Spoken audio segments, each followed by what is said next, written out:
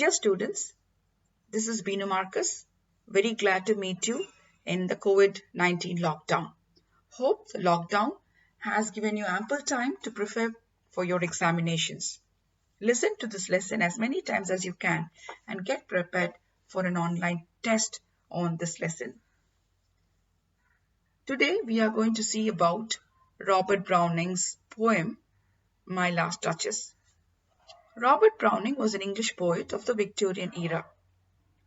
Victorian era refers to the period in English history of the reign of Queen Victoria. Roughly the time span between 1837 to 1901. Robert Browning was a polyglot. He knew at least 4 languages: English, French, Italian, and Greek. He was a great admirer of the Romantic poet Shelley, and he was predictably an atheist for a brief time. But eventually, after his marriage with another English poet, Elizabeth Barrett Browning, his Christian faith was renewed. Robert Browning was also a liberal and a supporter of women, and he opposed slavery too.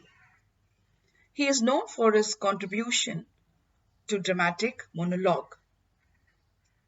2 of his famous works are Men and Women, which is a 2-volume collection, poetry collection, and The Ring and the Book.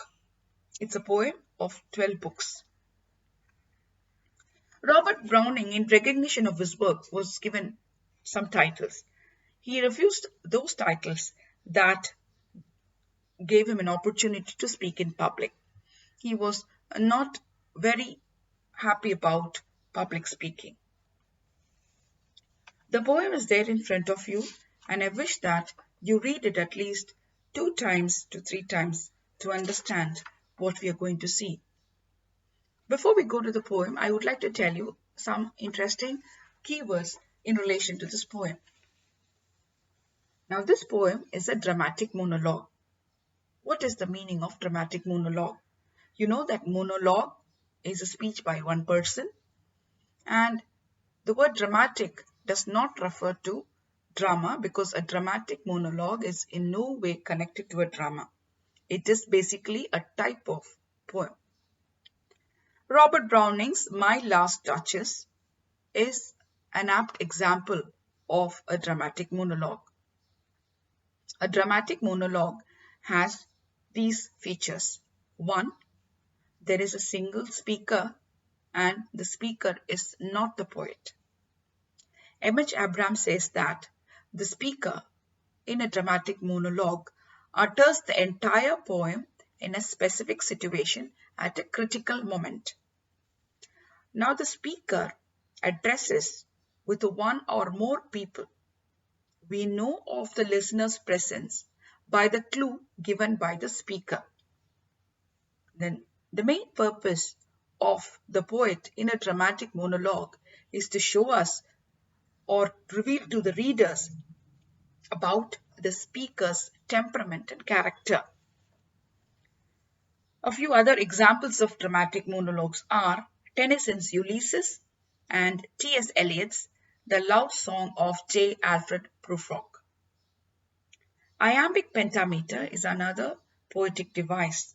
Now, iambic is a metrical foot consisting of an unstressed syllable followed by a stressed syllable. For example, in a word above, you see that a is unstressed and bow is stressed. Pentameter denotes 5 such feet. So iambic pentameter will have 5 feet and it will have an unstressed syllable followed by a stressed syllable.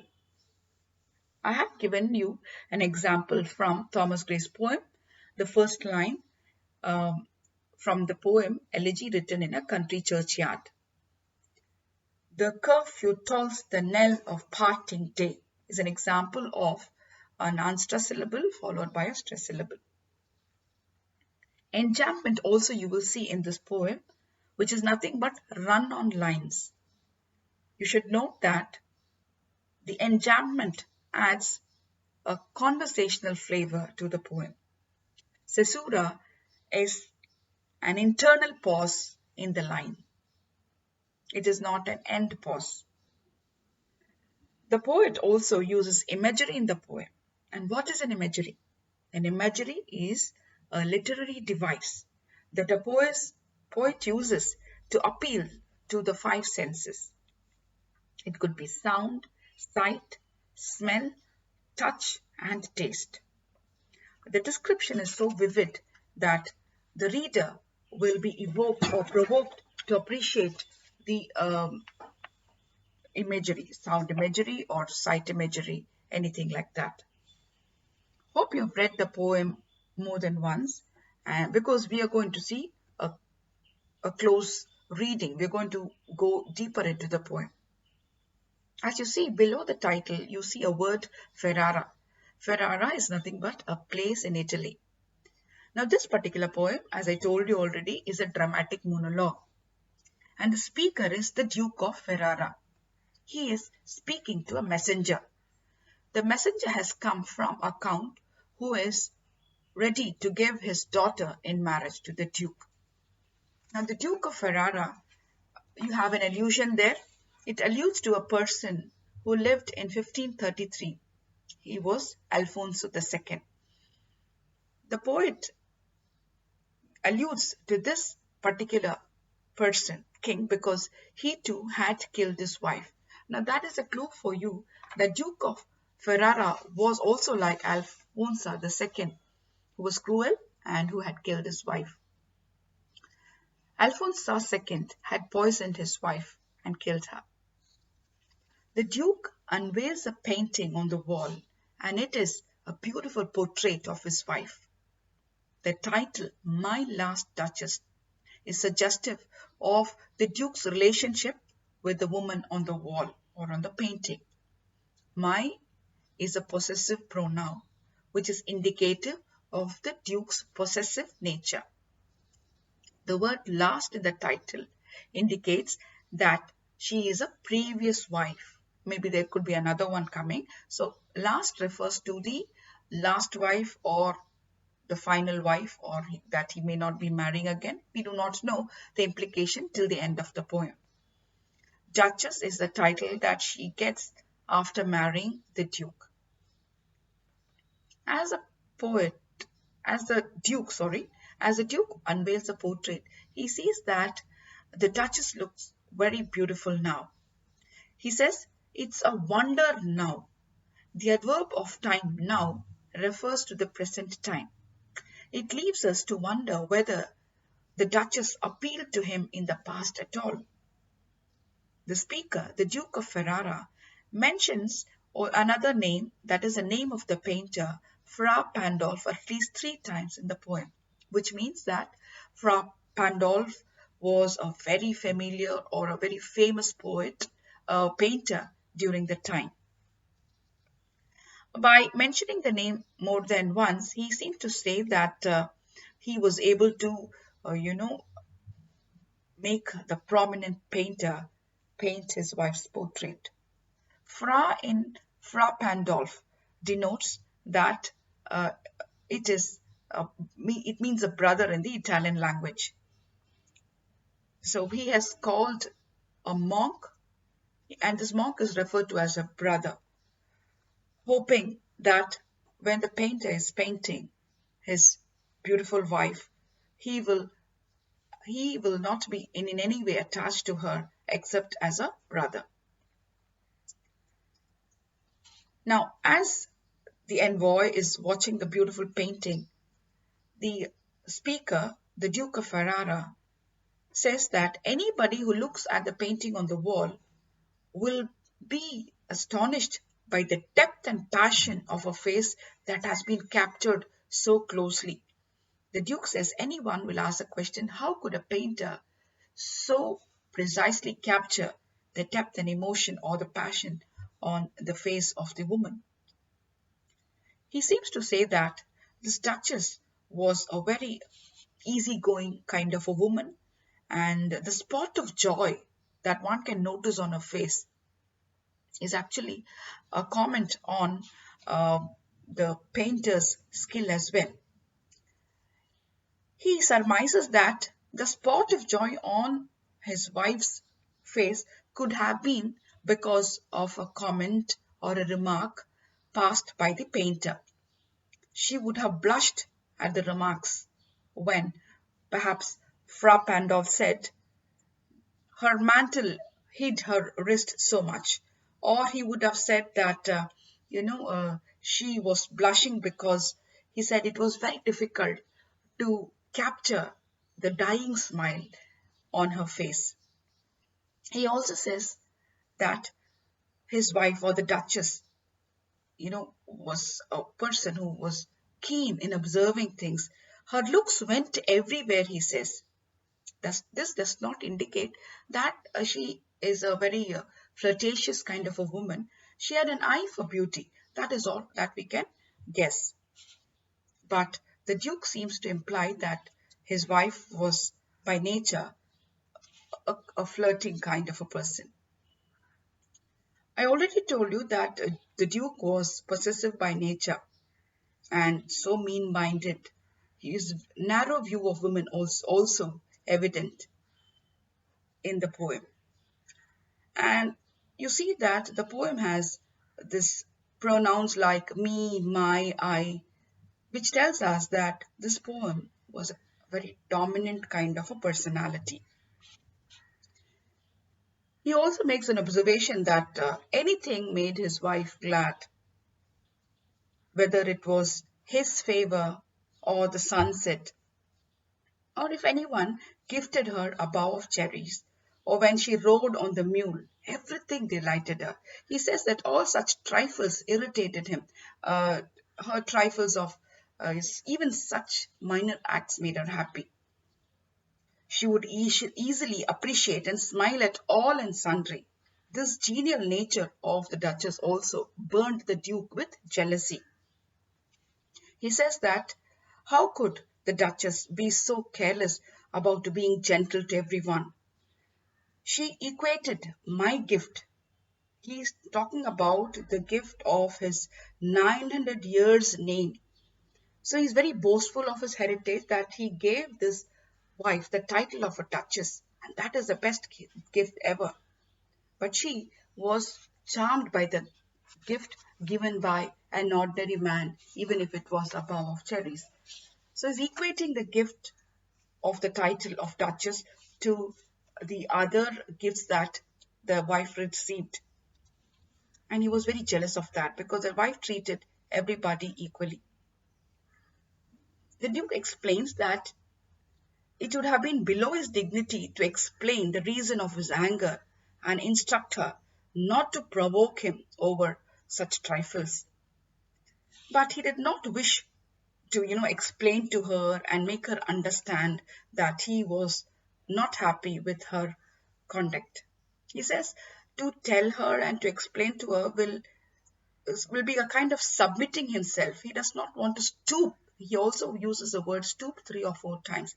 He does not want to go down to her level and tell her not to behave like this because he does not want to hear any explanation from her.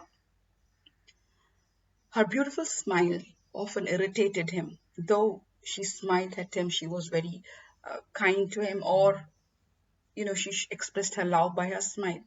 He wanted to have that smile stop forever. So he says, I gave commands, and then that smile stopped forever. The Duke is pleased to inform about his position of a man of great heritage, and he wants to show us also that he was a man of great self-worth. Then he proceeds on to talk to the listener.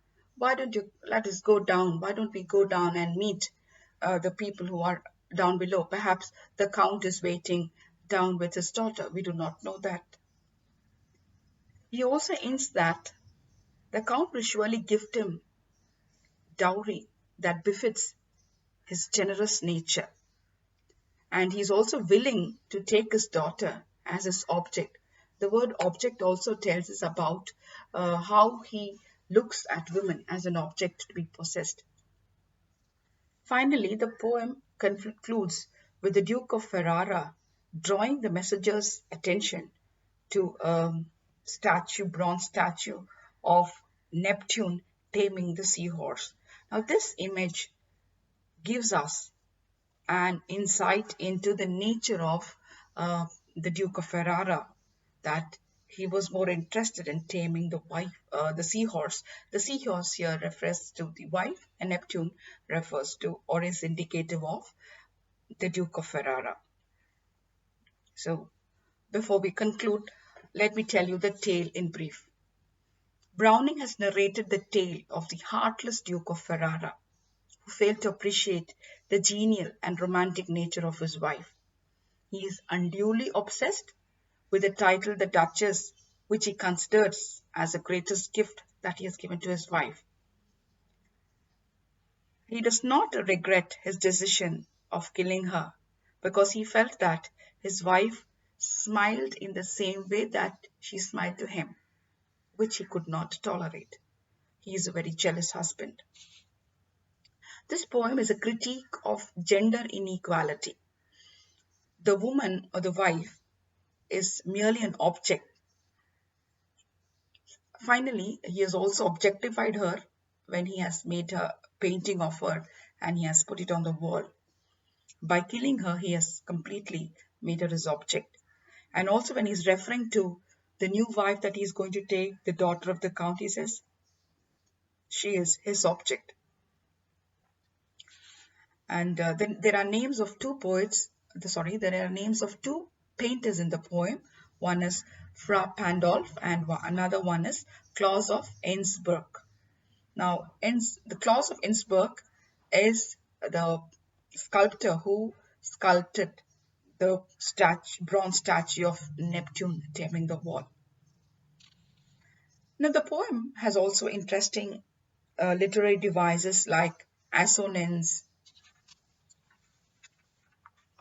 Symbolism is there, consonance, there is irony, there is simile, hyperbole, and alliteration. Let us see each one of them one by one. What does assonance denote? Assonance is the repetition of a vowel sound in the same lines, such as the sound of O or I.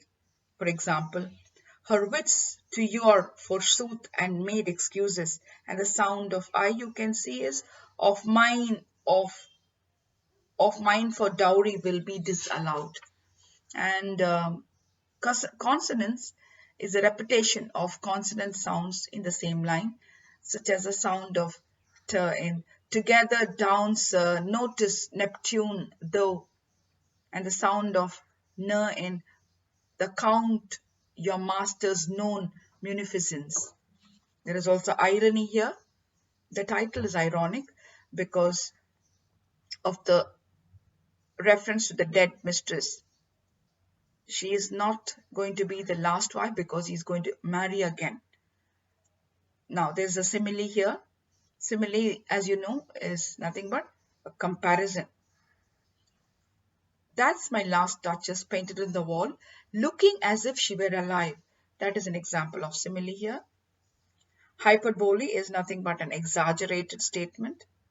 The poet uses hyperbole when he's referring to also his tradition that he belongs to, the 900 years of dukedom or dukeship that he had. And there's an exaggeration. She looked on and her eyes went everywhere. There is also alliteration in the poem. For example, the dropping of the daylight in the west, and the sound sir is also repeated. Then all the smiles stop together, there she stands. That's an example of alliteration. There's also an example of euphemism that you can see here. Euphemism is a polite expression used in places of words that could otherwise be a harsh or an unpleasant statement. Much the same smile. This grew, I gave commands. Then all smiles stopped together. There she stands. So that he put her to death is said in a very polite expression that all smiles stop together. That's a polite way of saying a harsh thing. Thank you for listening to the poem My Last Duchess. Hope you were able to follow the poem. Now go back to the poem and attempt to write a brief summary of what you have just listened. Thank you for listening.